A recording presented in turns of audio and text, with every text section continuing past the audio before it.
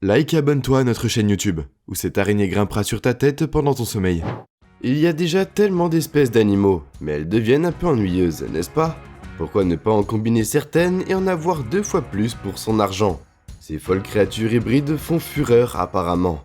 Et nous les humains semblons être étrangement intéressés à en fabriquer plus. Du ours habillés de façon élégante à l'ours grolaire climatisé, voici 20 des animaux hybrides les plus rares du monde. Numéro 20, le lion jag. Nous avons ici un croisement entre un jaguar mâle et une femelle. Encore une fois, avec les croisements exotiques pour les attractions de zoo, les lions jag aussi parfois connus sous le nom de jaguan, le jaguar et le lion partagent déjà beaucoup de matériel génétique, et tous deux ont des taches. Celles-ci sont dominantes de toute façon, et seront certainement aux autres croisements de lions.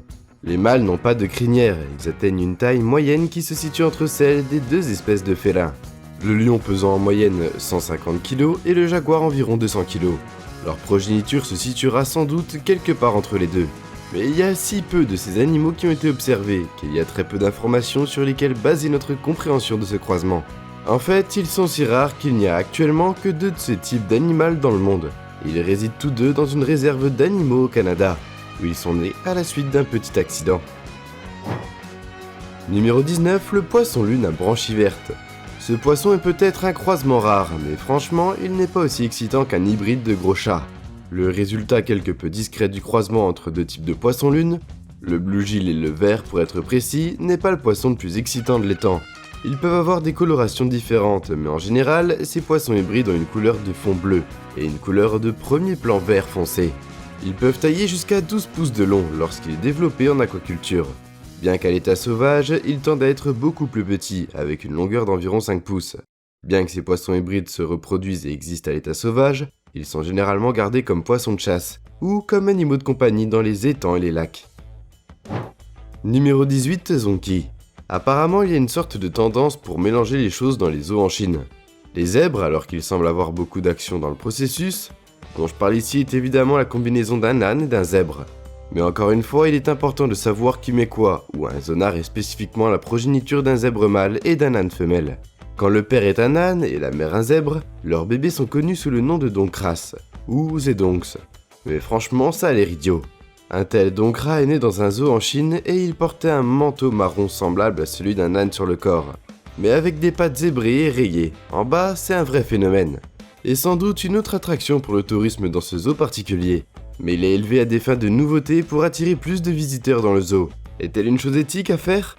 C'est une pente glissante, mais alors on peut commencer à penser à la reproduction en général, ou même à l'éthique de l'existence des zoos. Numéro 17, la source. Oh chérie, regarde ces belles sources. Personne n'a jamais dit, c'est comme ça que ça se passe pour la plupart de ces animaux dont tu n'as jamais entendu parler. Tu n'es pas le seul, personne n'en a entendu parler d'eux. Alors, qu'est-ce qu'une source quand elle est à la maison? Colombo a bien déduit qu'il s'agit en fait d'un croisement entre un zèbre et un cheval. Le résultat est un cheval rayé, le zorse, et ce qui arrive dans le monde équin, quand un papa zèbre et une maman cheval s'aiment tant, qu'ils se font un câlin spécial, et qu'un bébé naît dans le ventre de la maman. Puis, ils ont un bébé. En fait, ce zèbre ressemble beaucoup à un cheval, et avec l'ajout d'un costume rayé. Ils ont souvent une grande tête, un long museau et de jolis cils, qui empêchent les choses d'entrer dans leurs yeux. Ils ont aussi généralement de longues pattes fines mais musclées, capables de donner des coups de pied féroces dignes d'un zèbre. Ils ont des motifs et même des variations de taille. Les sources peuvent varier énormément en fonction de leurs parents, du type de race et d'un cheval, et tout d'un tas d'autres choses qui ont un impact sur ces animaux.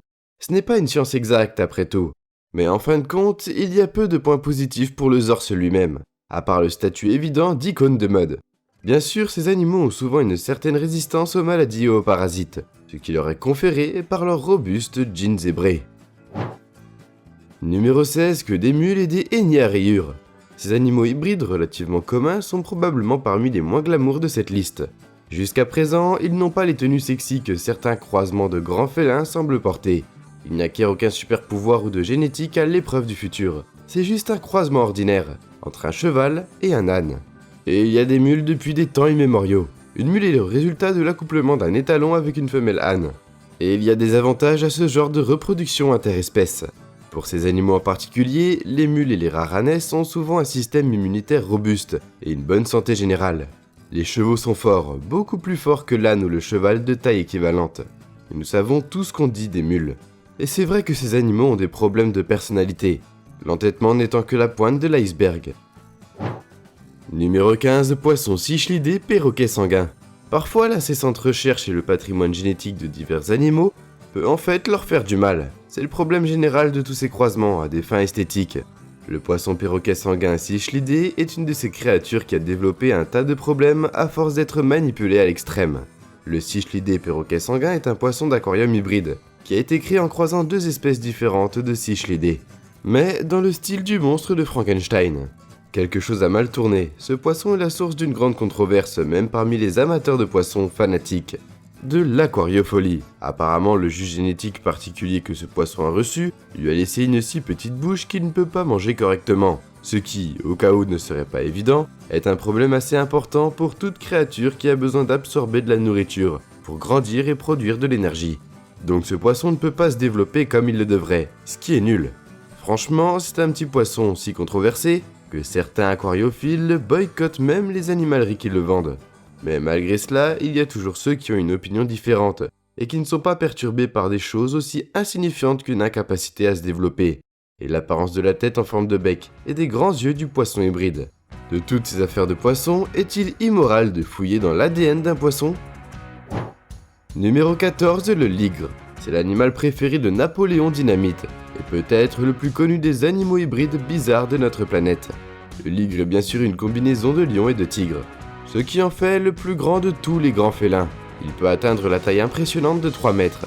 Pour qu'un animal soit considéré comme un ligre, il doit être la création spécifique d'un lion mâle et d'une tigresse.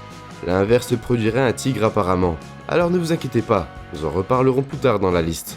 Les animaux deviennent généralement beaucoup plus gros que leurs parents, et ils partagent un tas de caractéristiques différentes de chacun d'entre eux. Mais en général, ils ressemblent plus à un lion qu'à un tigre. Les ligres mâles ont une crinière, mais elle est généralement plus courte que celle de l'alliance, et les ligres sont généralement de couleur fauve.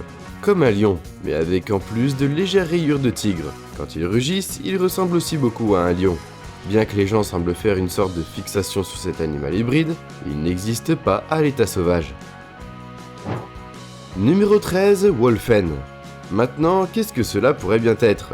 Vous l'avez deviné, c'est une combinaison spéciale d'un grand dauphin et d'une fausse orque qui fait un loup de mer.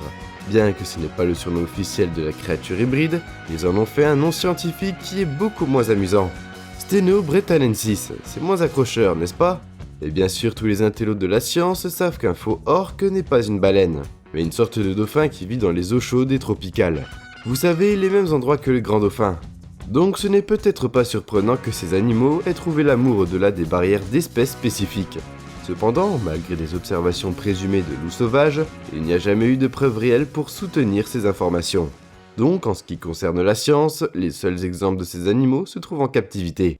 Les rares qui existent ont des caractéristiques excitantes, comme le fait d'être extrêmement rapides, de grandir beaucoup plus vite qu'un dauphin ordinaire, et lorsqu'elles ont atteint leur taille maximale, ces créatures hybrides peuvent mesurer entre 12 et 22 pieds, et peser jusqu'à 600 livres. Numéro 12, Léopo. Pour vos yeux, j'ai une combinaison d'un croisement entre un léopard et un lion, résultant un léopon au titre accrocheur. Comme les autres croisements de grands félins que nous avons vus jusqu'à présent. Le sens des parents compte aussi, et pas seulement comme ça. Je veux dire, allez, sortez votre esprit du caniveau. Une femelle lion doit être accouplée avec un léopard mâle pour produire le léopard. Honnêtement, ce nom ne s'améliore pas vraiment avec l'usage, mais malgré les problèmes du titre, cet animal est assez spectaculaire à regarder. Il a la tête d'un lion et les mâles ont cette grande crinière hirsute, et le corps tacheté du léopard. Il faut le voir pour le croire. L'autre chose bizarre à propos de ces animaux hybrides est qu'en plus des caractéristiques physiques évidentes que le léopard hérite de ses parents, il semble aussi être une combinaison parfaite des traits comportementaux des deux espèces. Les léopards ont la capacité de grimper et de nager du léopard, ainsi que la nature sociable du lion. Numéro 11, Coy Wolf.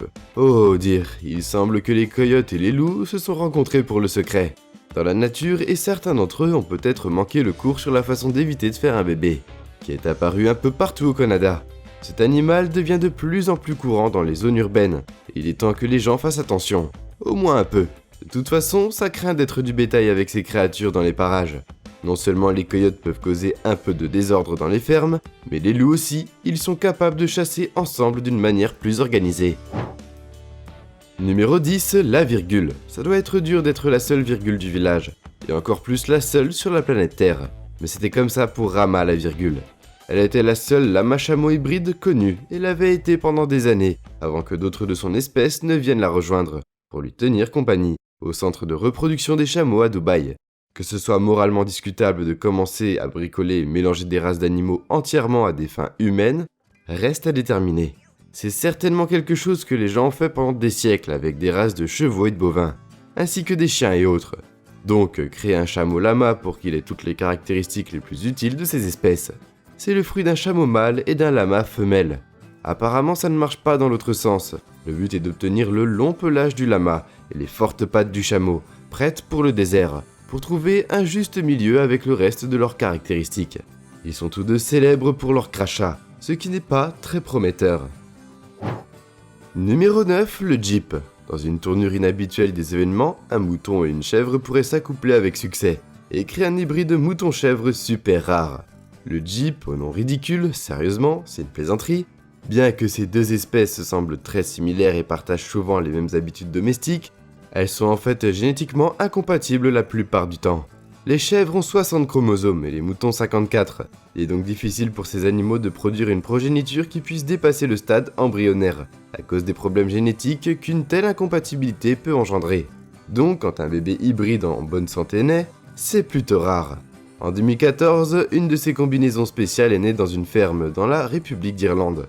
Le petit Jeep était une telle nouveauté que le fermier a appelé la chaîne d'information télévisée pour documenter ce moment remarquable. Et c'était une scène mignonne avec la maman mouton, qui prenait soin de son bébé comme elle l'aurait fait avec un mouton ordinaire. Numéro 8, Buffalo. Il y a plusieurs options à partir desquelles cette créature hybride pourrait être faite. Un bœuf et un buffle, bien que, c'est ce que dit le nom, ça semble insensé. Donc ce n'est probablement pas un énorme buffle volant avec un dard, non. En fait, c'est un buffle croisé avec une vache, dont le nom est dû à la combinaison de bovins domestiques et de buffles élevés pour produire du bœuf savoureux. L'idée générale est que ces animaux ont été développés à partir d'un mélange capiteux d'un bison américain femelle et d'un taureau domestiqué. La viande de bison est savoureuse et maigre, mais l'animal est plus docile, et moins menaçant qu'un bison à part entière. Apparemment, la quantité habituelle de bison dans la recette est de 35,5, et le reste est celui d'une vache domestique. Numéro 7, ours grelard. Alors que la fonte des glaces de l'Arctique continue de rétrécir le territoire des ours polaires, ces régions auparavant très froides s'éloignent pour trouver de la nourriture. Tandis que les grizzlies d'Alaska et du Canada se déplacent plus au nord, alors que les températures augmentent dans leurs habitats, ce qui donne lieu à des rencontres inhabituelles, l'ours greleur ou l'ours picelet, comme on l'appelle aussi, est le résultat d'interactions adultes entre ces deux grandes espèces d'ours. Autrefois, ils ne se seraient pas rencontrés. Mais les temps et les climats changent et les barrières entre les ours s'effondrent. Parfois la nature semble vraiment s'adapter sous nos yeux. Les ours greleurs sont en fait mieux adaptés à l'environnement alors que le climat continue de changer. Ils sont plus à même de vivre dans un climat plus chaud que l'ours polaire. Ils ne dépendent pas de la disparition de la glace marine, puisqu'ils n'ont pas besoin d'un régime spécial à base de graisse comme les ours polaires. Ils ont un régime alimentaire plus varié, ce qui leur permet de mieux s'adapter aux changements de conditions et de saison. Des caractéristiques que le producteur d'hybrides a développées et qui font de cet animal un croisement d'avenir. Numéro 6, Taigan. Maintenant, nous voici comme promis au Tigène. Oui, c'est l'autre type de croisement d'un tigre et d'un lion. Et cette fois, c'est ce qui se passe quand un tigre mâle s'enfuit avec la femelle lion. Apparemment, c'est beaucoup moins commun que le ligre, déjà rare, qui est l'opposé d'une combinaison d'unités parentales. Alors que savons-nous sur ces animaux les plus inhabituels ? Ces animaux peuvent afficher les caractéristiques de leurs deux parents comme nous l'avons vu dans ces autres espèces d'hybrides. Ils peuvent avoir des taches de la lionne et des rayures du tigre, ce qui en fait une combinaison un peu tape à l'œil. Vous pouvez imaginer que les tigans ne sont pas super grands, pas comme leurs frères ligres, mais ils gardent une taille relative en accord avec leur héritage léonin. Bien que l'on pense que ce croisement souffre d'être petit, il est simplement limité en taille par les gènes de sa mère, plutôt que d'être gigantesque comme un ligre. Actuellement, il y a une poignée de tigres en captivité aux États-Unis, et on peut les voir occasionnellement dans les centres pour grands félins des zoos en général.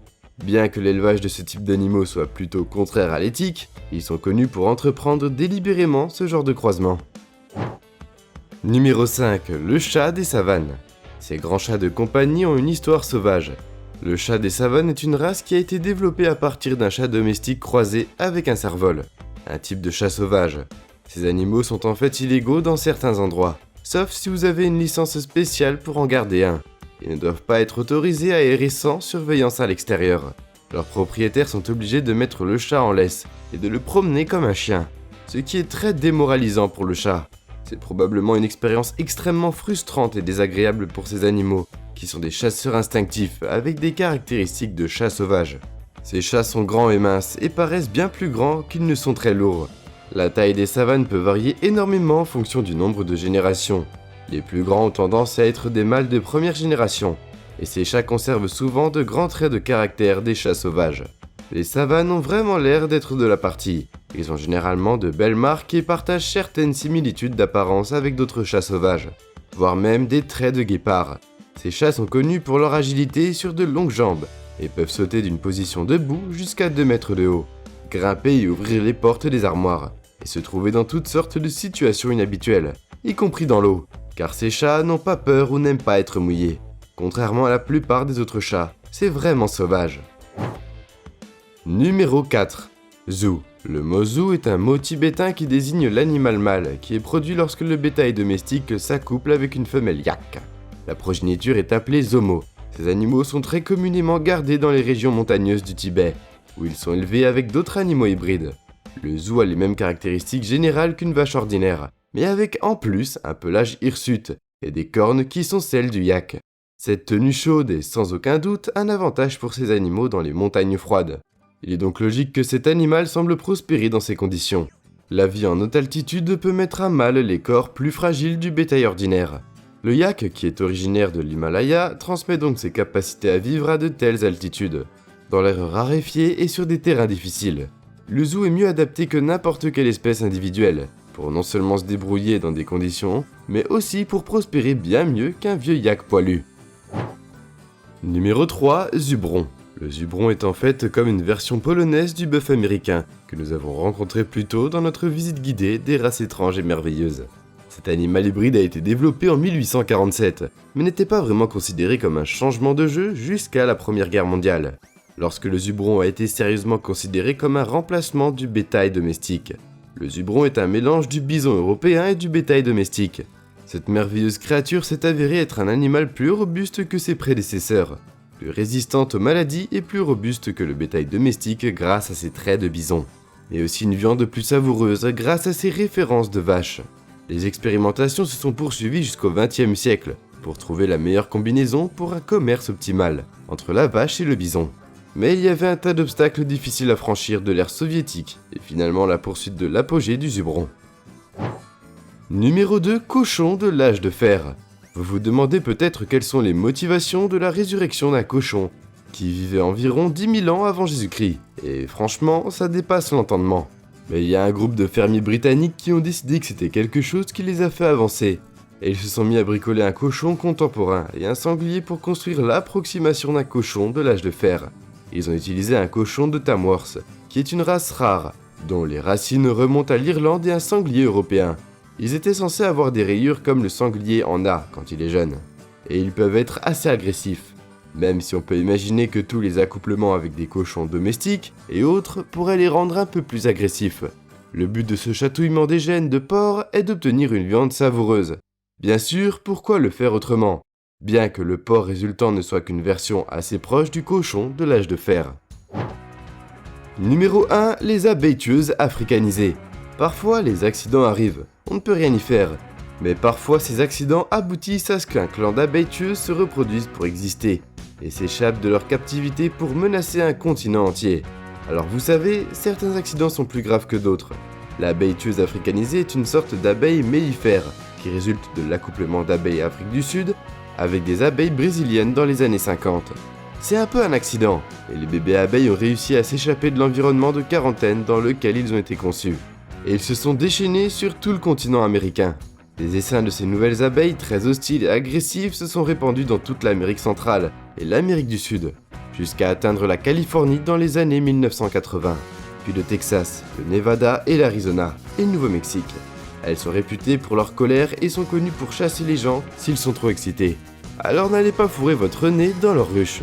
comment elles ont obtenu leur titre d'abeilles tueuses, et voilà une combinaison de surprises et d'accidents, et une poignée d'interventions humaines qui ont créé certains des animaux les plus inhabituels de notre planète. Et nous voilà déjà à la fin de la vidéo. En s'abonnant à Slashcoon, tu deviens automatiquement un ninja. J'espère que la vidéo t'a plu, et on se dit à la prochaine pour une toute nouvelle vidéo.